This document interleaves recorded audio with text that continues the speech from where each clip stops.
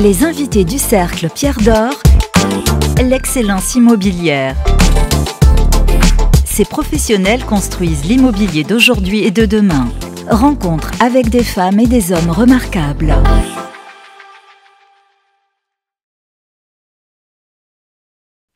Bonjour, heureux de vous retrouver sur imoweek.fr.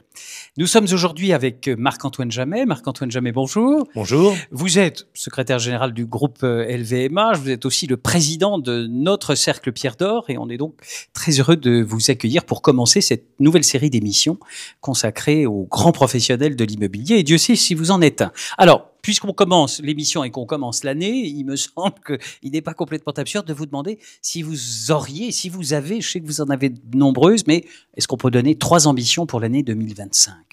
Ma première ambition, elle est pour les pierres d'or. Ah. Les pierres d'or sont d'une remarquable intelligence, puisque vous avez été chercher un président, un peu comme les Anglais ont été chercher des rois qui ne parlaient pas leur langue.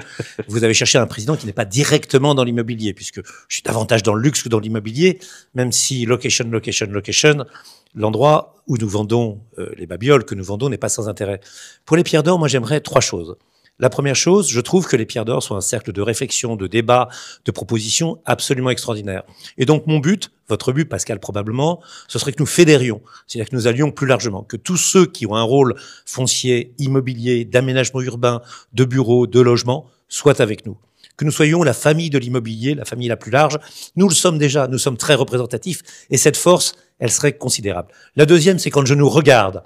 Je voudrais que nous soyons peut-être parfois plus féminins, que nous soyons parfois plus diversifiés, que nous soyons parfois plus féminins. Là aussi, nous sommes dans un métier qui a été très longtemps dominé par les hommes. Oui. Il y a des exceptions formidables, et parfois même d'ailleurs une minorité formidable. Mais cette minorité, c'est encore une minorité 40-60.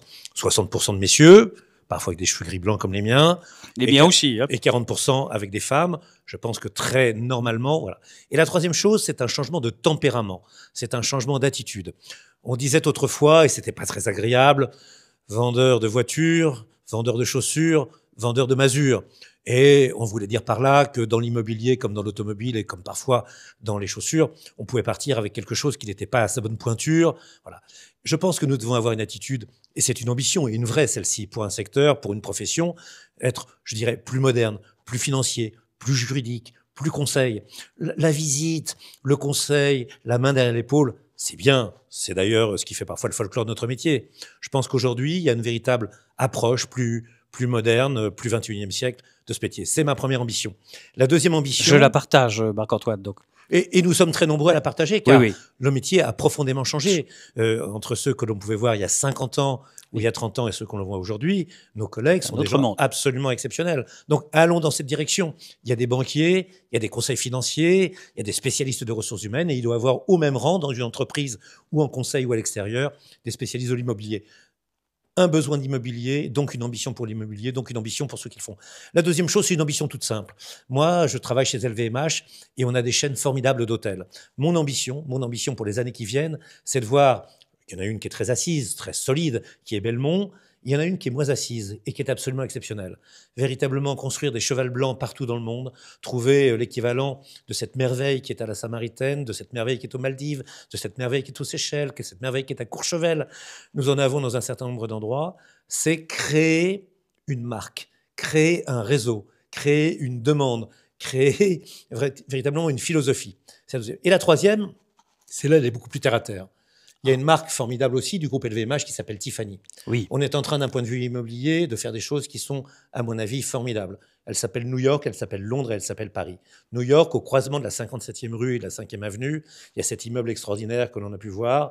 Oui, vous trouvez quelques Basquiat à l'intérieur, le thé chez Tiffany s'y est retrouvé. Oui. Si ceux qui nous écoutent n'y ont pas encore été, un petit conseil, allez-y, vraiment, même si vous n'achetez pas encore que, bien, vous avez le droit. C'est un carrefour très bien fréquenté. Oui, c'est très bien fréquenté, c'est très bien. On y trouve Vuitton à un angle, Bulgari à un autre, et Tiffany à un troisième. C'est pas mal. Et un magasin formidable dans lequel on peut rencontrer parfois Sofia Coppola ou quelques autres, qui s'appelle Bergdorf, et au sommet, il y a un salon de thé pour vieilles dames que je fréquente assidûment, moi-même étant une vieille dame, et dans lequel on voit des célébrités new-yorkaises. On est plongé dans New York en 30 secondes. Tout de suite. C'est une recommandation. Tiffany, c'est quoi? Tiffany, c'est un changement majeur à New York.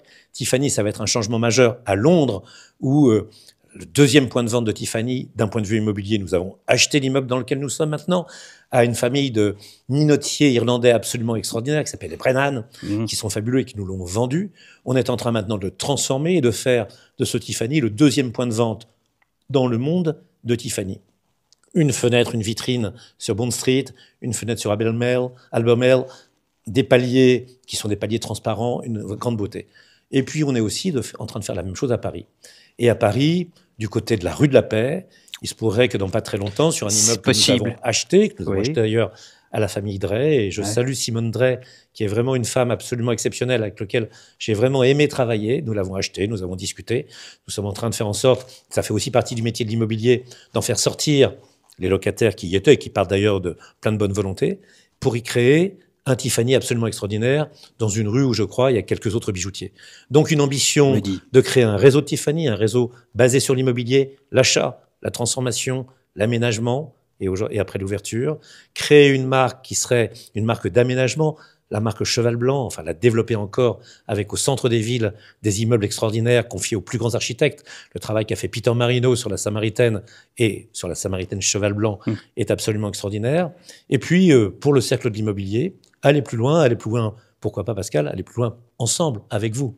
Mais on compte bien sur vous aussi, Marc-Antoine. Alors, ces trois ambitions, on pourrait parler de projets extrêmement concrets aussi. Vous en avez évoqué d'ailleurs certains, parce que je sais que vous en avez beaucoup dans votre besace. Parmi ceux qui vous tiennent le plus à cœur pour cette année 2025 et au-delà. Il y a un immeuble qui est totalement méprisé, vilipendé, attaqué, parce qu'il est recouvert en ce moment, il faut bien le reconnaître, d'une malle peu visible, avenue des Champs-Élysées, discrète, mais enfin qui est plus jolie que beaucoup d'échafaudages assez moches qu'on voit parfois. Et qui par ailleurs respecte, même si c'est dans une certaine proportion, ce qu'on appelle le droit d'enseigne. Oui. La personne qui est derrière cet échafaudage, c'est celle qui va exploiter ensuite cet immeuble. Je parle évidemment du 103 avenue des Champs-Élysées. Et là, je trouve que notre métier est parfois difficile. Oui. Dans cet endroit, il y avait autrefois une banque. Une banque qui est devenue une banque chinoise. S'il met une maison française, la maison Louis Vuitton, est-ce que c'est dommageable? Dans cet endroit, autrefois, il y avait conservé, en termes de patrimoine, quelques salons qu'on appelait les salons jaunes, tout le reste ayant été très correctement détruit par la banque, qui est normal, qui doit avoir des bureaux, et il restait encore des secrétariats dans des salles de bain et des bureaux de patron dans des chambres à coucher. On va avoir à la place un endroit merveilleux où on va essayer de recréer une ambiance presque haussmannienne qui va être extraordinaire. Enfin, on reproche à Louis Vuitton de s'installer sur les Champs-Élysées alors que l'on oublie deux choses. La première chose, c'est que cet immeuble, et c'est pour ça que l'immobilier, c'est toujours une histoire d'histoire, une histoire de patrimoine, une histoire d'architecture. Cet immeuble, c'était celui qui permettait autrefois aux clients anglais ou du nord de l'Europe d'arriver à Paris pour prendre l'Orient Express et d'aller ensuite soit vers Istanbul, soit vers Venise. Donc on retrouve, à travers l'Orient Express, qui est une société du groupe LVMH, l'identité, l'origine même de cet immeuble. L'autre chose, c'est que Louis Vuitton était à son origine en 1900, avant 1900 bien évidemment, mais en 1900, Louis Vuitton s'est installé jusqu'en face. Et donc, c'est un peu une fable de l'immobilier. On se fait souvent attaquer, parfois par les écologistes, parfois par les environnementaux, parfois par les politiques, sur des buts qui ne seraient pas avouables. Et là, on a une opération qui est une opération de patrimoine, une opération d'identité, une opération très française, une opération de création d'emplois, parce qu'on va trouver dans cet immeuble un spa, une fondation, des suites hôtelières, un grand magasin Louis Vuitton, et on va recréer un endroit qui va être un endroit de vie, un endroit de circulation sur les Champs-Élysées. Donc moi, j'en suis très heureux. C'est une opération, là encore, purement immobilière, mais qui montre souvent que l'immobilier a un rôle culturel, un rôle sociétal, un rôle dans la vie. Social. La deuxième opération dont je voudrais parler, c'est le MATP, le Musée des Arts et Traditions Populaires. Il est au jardin d'acclimatation que j'aime bien, et c'est un immeuble qui avait été construit par Dubuisson, Grand Prix de Rome. Oui.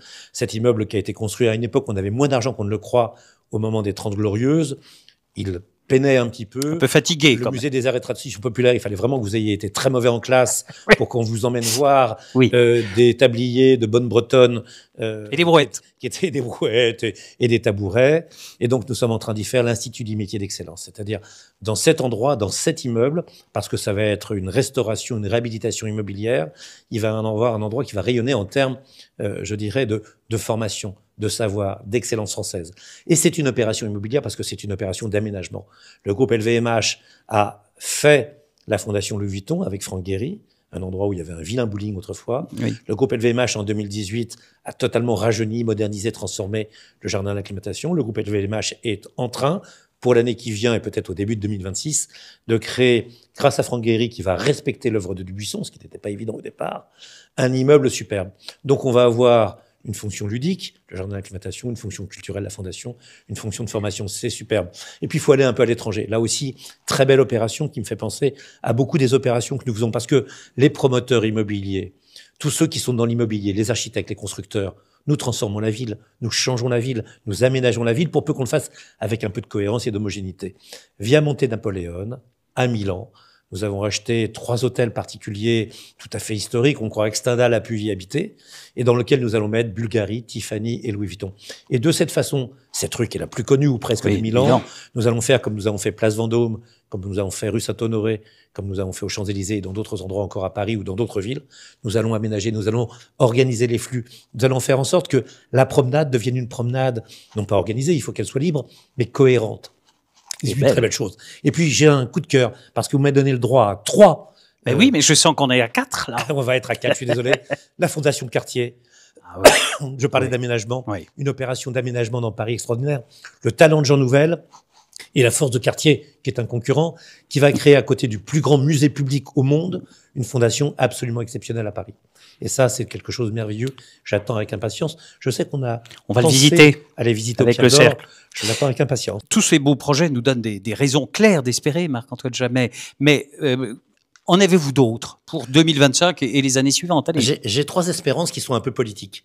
Oui. La première, elle est parisienne ou elle est francilienne. C'est l'ultra-normatif. C'est ce qui me fait peur, le PLU bioclimatique. C'est la difficulté finalement à construire, à faire évoluer la ville dans une ville comme la nôtre.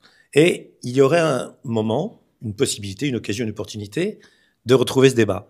C'est celui d'avenue des Champs-Élysées. Vous savez que je suis président du comité Champs-Élysées, trop de mandats probablement, mais en tout cas, celui-ci me plaît.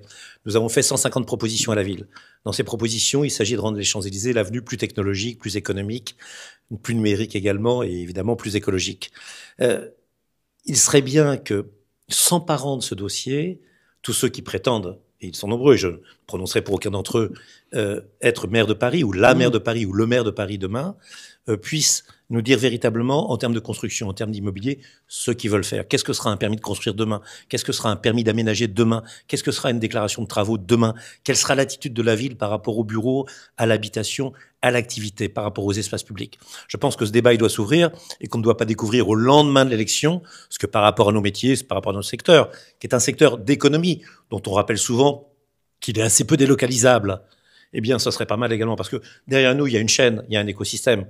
Moi, je pense aux gens du BTP, je pense aux professions immobilières. Qui souffrent en ce moment. Qui souffrent les défaillances d'entreprises, cela existe, et dans notre secteur notamment. Donc, un débat sur Paris et l'immobilier qui s'ouvrirait en s'appuyant sur les Champs-Élysées, sur ce rapport réenchanté les Champs-Élysées, sur lequel beaucoup de fonciers ont travaillé, que je remercie d'ailleurs, ce serait important. La deuxième chose, nous avons une chance extraordinaire. Nous avons au gouvernement, et c'est peut-être la première fois que cela arrive depuis longtemps, des gens qui sont des spécialistes de l'immobilier. Quand on voit que responsable numéro 1 de la Caisse des dépôts et consignations, c'est en qui il faut croire, elle incarne la foi publique, est devenu le ministre de l'économie et des finances. La Caisse des dépôts, pour nous, c'est toute une série d'interventions immobilières, bien évidemment. C'est ICAD, c'est les fonds des notaires, c'est la gestion du 1%, etc., etc. Donc, de savoir qu'à Bercy, nous avons quelqu'un qui connaît les exigences de l'immobilier, c'est une grande espérance. Le jury des Pierres d'Or l'avait couronné l'année dernière, d'ailleurs. Le jury des Pierres d'Or, dans sa grande sagesse, dans sa immense sagesse, sentant qu'il allait devenir ministre de l'économie et des finances, par cette capacité politique qu'il a à deviner le futur, tout à fait. Eh bien, il avait réussi. Et il n'est pas seul. Moi, quand je vois une femme comme Valérie Létard, qui avec Jean-Louis Borloo, dont elle a été véritablement une compagnon de route politique dans le Nord, et ministre du Logement, j'ai beaucoup d'espoir. On pourrait citer Juliette Méadel, qui est quelqu'un qui est également très solide, qui est ministre de la Ville. À la Ville, quelqu'un qui s'y connaît. Au logement, quelqu'un qui s'y connaît. À l'économie, aux finances, quelqu'un qui s'y connaît. On peut espérer que des choses comme le PTZ, on pourrait espérer des choses comme le Pinel, on pourrait espérer qu'un certain nombre d'aides à la construction, d'aides au logement, d'aides à l'immobilier, une vision rationnelle économiquement des bureaux puisse se faire. Et puis, le dernier point, c'est peut-être un point un peu iconoclaste, pardonnez-moi, mais si j'ai une espérance, c'est qu'on retrouve l'esprit de bureau. le collègue de bureau, d'aller au bureau. Parce que très franchement, ces entreprises qui ont été totalement vidées par le télétravail, ces semaines de travail qui s'arrêtent le jeudi soir et qui recommencent le lundi midi. D'ailleurs, pas pour tout le monde, pour souvent des gens qui sont un peu privilégiés. C'est un peu triste. Savoir qu'il y a un seul jour. Moi, je tombais l'autre jour sur un règlement qui disait que dans une équipe et dans un immeuble, ce serait bien que les gens puissent se rencontrer 2 jours par semaine, le mardi et le mercredi. On comprenait qu'ils se rencontraient ni le lundi, ni le jeudi, ni le vendredi. Et oui. Voilà. Et donc, de ce point de vue-là, et nous sommes en train de le faire sur le campus LVMH, qui est un ensemble d'immeubles, de bureaux que nous allons faire pour nos salariés et pour transformer, de créer pour cela un bureau différent. Un bureau qui soit plus humain. Alors bien évidemment la conciergerie, bien évidemment les restaurants d'entreprise, bien évidemment le pressing, bien évidemment la garde d'enfants, bien évidemment la serrurerie, mais aussi tout bêtement des bureaux qui soient beaux, des bureaux qui soient humains, des bureaux qui soient bien pensés, des bureaux qui soient jolis, des bureaux dans lesquels on ait envie d'aller. Le bureau, il est essentiel. La sociabilité par le bureau, elle a existé ou elle existe encore, comme il y a eu la sociabilité par le bal. Si on ne rencontre plus personne, si on ne communique que par des téléphones portables, les projets d'aujourd'hui, ils continueront sur leur inertie. Mais comment se construiront les projets partagés de demain? Donc moi, je suis un grand défenseur du bureau, je suis pour des beaux bureaux, j'aime la défense, je voudrais que le bureau soit là, je voudrais que tout ça revienne. Le bureau, c'est un endroit où on travaille, le travail, un peu le propre de l'activité humaine quand même à un moment ou à un autre. Et c'est un endroit Donc voilà où on mon vit. espérance. Un gouvernement qui soit au fait des problèmes, un bureau qui redevienne un endroit où on peut travailler et un grand débat à Paris sur ce que sera l'immobilier demain à Paris. Eh bien, on va participer sur ces 3 sujets et nous en reparlerons et on vous retrouve sur imoweek.fr.